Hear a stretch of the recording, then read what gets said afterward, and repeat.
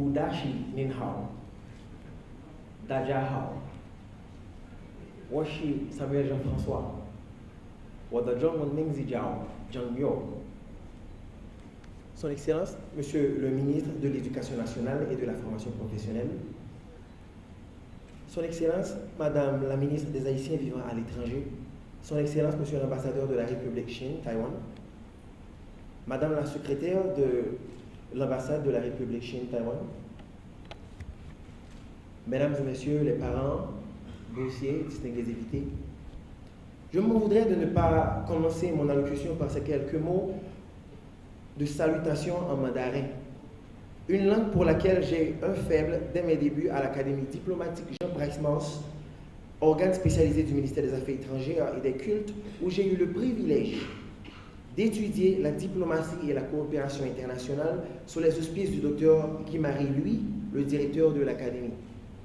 Cette formation dont je fais mention est au même titre que d'autres projets financés par Taïwan, le fruit d'une longue coopération bilatérale de 62 ans, bénéfique aux deux pays.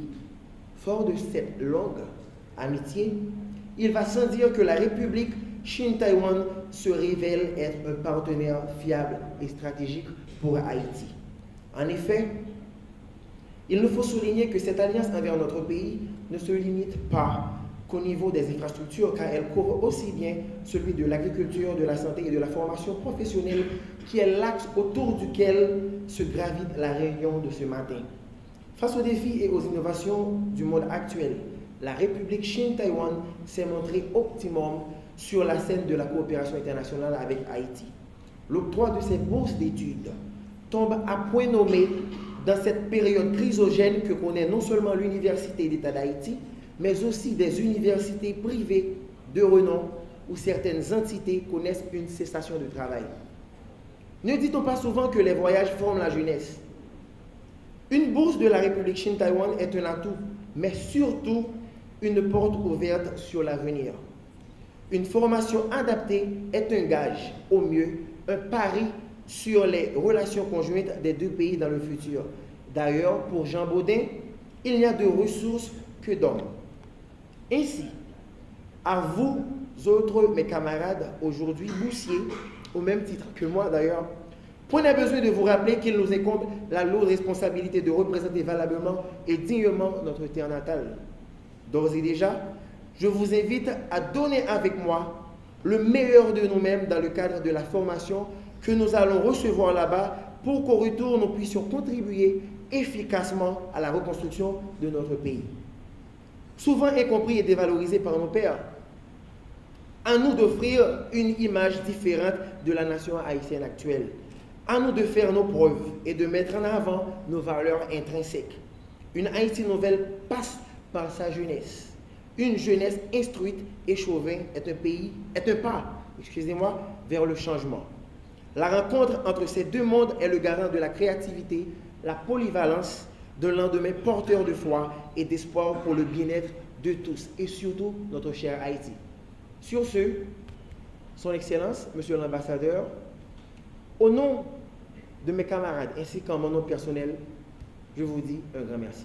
Son Excellence, Monsieur Hu Zhenhao. Pour continuer son délai à l'éducation des jeunes haïtiens, le gouvernement taïwanais a mis à la disposition d'Haïti une vingtaine de bourses chaque année depuis 2004 pour des études universitaires et supérieures dans les domaines productifs prioritaires pour Haïti.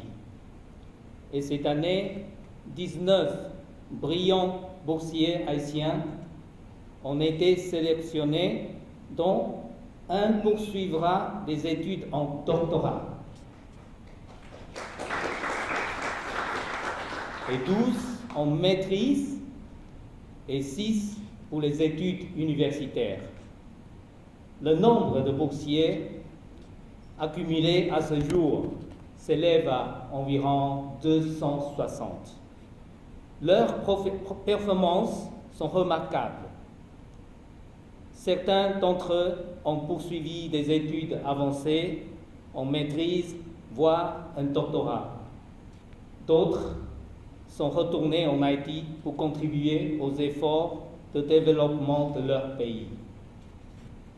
Et Taïwan et Haïti partagent la même valeur démocratique et ont des similarités en termes de superficie et de nombre d'habitants. Taïwan est la 19e puissance commerciale économique du monde et le plus grand fournisseur au monde de puces informatiques, c'est-à-dire fonderies semi-conducteurs. Et Taïwan est le fabricant principal de panneaux d'affichage à cristaux liquides, mémoire informatique DRAM, équipement en réseau informatique et concepteur et fabricant en électronique du consommateur. Nous sommes prêts à partager nos expériences de développement en formant des jeunes haïtiens, des jeunes boursiers. Ce sont des valeurs et des connaissances qu'ils vont cultiver à Taïwan et faire prospérer dans leur... À chaque fois, en effet, que des jeunes Haïtiens se rendent en voyage d'études à l'étranger et reviennent au pays, ils méritent d'être félicités pour leur engagement patriotique. Malheureusement, beaucoup de jeunes Haïtiens ont tendance à s'établir à l'extérieur vu la faiblesse d'opportunités d'emploi en Haïti. Heureusement, l'administration Moïse Lafontaine en est conscient. Le ministère des Haïtiens vivant à l'étranger travaille suivant la feuille de route à tout mettre en œuvre pour que nous rapatrions graduellement l'expertise de nos compatriotes. Avec le retour de ces boursiers, l'occasion sera offerte à Taïwan d'accroître ses investissements en Haïti, vu que ces jeunes reviendront non seulement avec le savoir-faire taïwanais, mais également avec une certaine connaissance de la culture de ce pays. Chers parents, je vous félicite, car si ces boursiers aujourd'hui ont sous concours réussi, c'est grâce à vos efforts, à vos sacrifices. Chapeau. Chers boursiers, vos dossiers ont été sélectionnés pour compléter vos études à Taïwan. Vous êtes désormais les ambassadeurs de notre intelligentsia dans ce pays.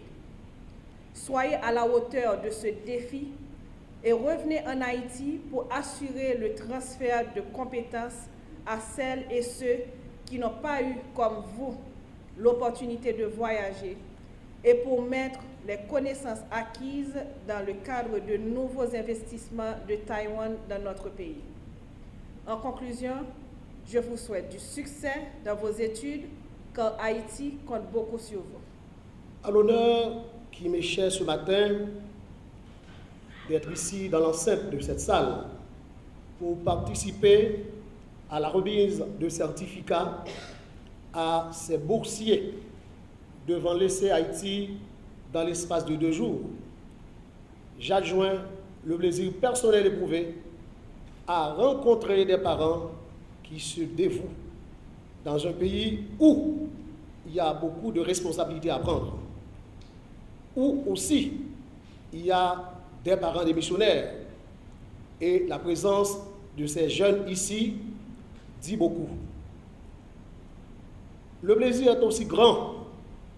Parmi ces boursiers, je crois avoir reconnu 3 têtes qui étaient pendant des années mes élèves à l'institution Saint-Louis-Gonzague.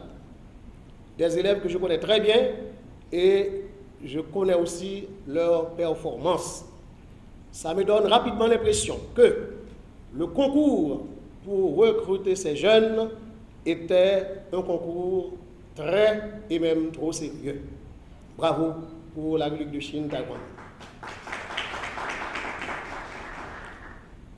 Il s'agit là, avec la République de Chine, Taïwan, d'un support de nos partenaires chinois en appui à la République d'Haïti dans la constitution de cette masse critique d'universitaires indispensables au développement du pays. Sans les universitaires, il n'y a pas de développement pour le pays. Seulement, nous aurions souhaité, et nous allons travailler en ce sens, à ce que ces boursiers ne soient pas, comme d'habitude, négligés par le pays. Très souvent, il y en a qui sont formés, il y en a qui ont reçu de très solides formations à l'étranger. Retournés en Haïti, ils ne sont pas vus par l'État. Eh bien, heureusement, dans cette équipe, dans cette administration, nous n'avons que d'universitaires. Et de plus, dans la feuille de route qui m'a été soumise, il est clairement dit qu'il faut une politique de jeunesse dans ce pays. Et c'est à cette fin qu'il y a quelques jours, le président de la République d'Haïti, son Excellence Jovenel Moïse, a mis sur pied une commission de jeunesse, car la jeunesse ou les jeunes représentent l'avenir du pays. Sans les jeunes, il n'y a pas d'avenir pour Haïti.